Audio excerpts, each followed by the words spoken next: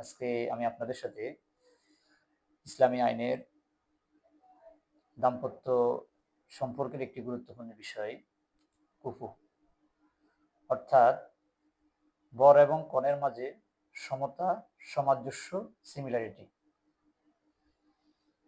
ইসলামী ফিকহ বিজ্ঞানের মতে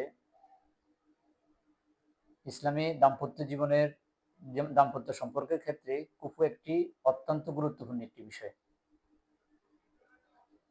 আল্লাহ রাব্বুল আলামিন দাম্পত্য আইনে যে উদ্দেশ্যগুলা নিশ্চিত করেন, একে অপরের প্রতি ভালোবাসা, হৃদ্যতা, আন্তরিকতা।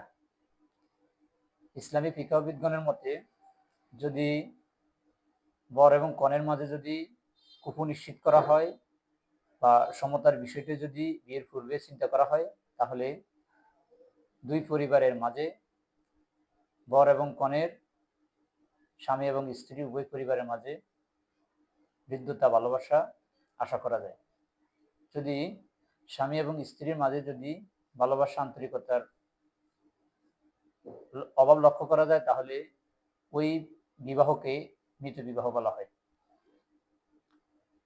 ইসলামী আইনে কুফুকে এমন গুরুত্ব দেওয়া হয়, যদি বর এবং কনের উভয় পরিবারের যদি সামাজিক মর্যাদা,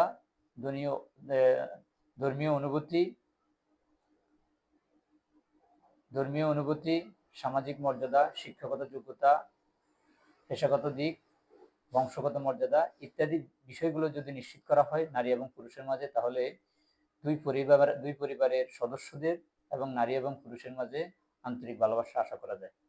সুতরাং ইসলামী ফিকহ বিজ্ঞানের মতে নারী এবং পুরুষের মাঝে আন্তরিকতা, ভালোবাসা নিশ্চিত করার জন্য কুফু অত্যন্ত গুরুত্বপূর্ণ বিষয়। যদি আমরা বিয়ের পূর্বে যদি কুফুর দিকটি আমরা লক্ষ্য করি, তাহলে পরবর্তী সময়ে আমাদের ভালোবাসা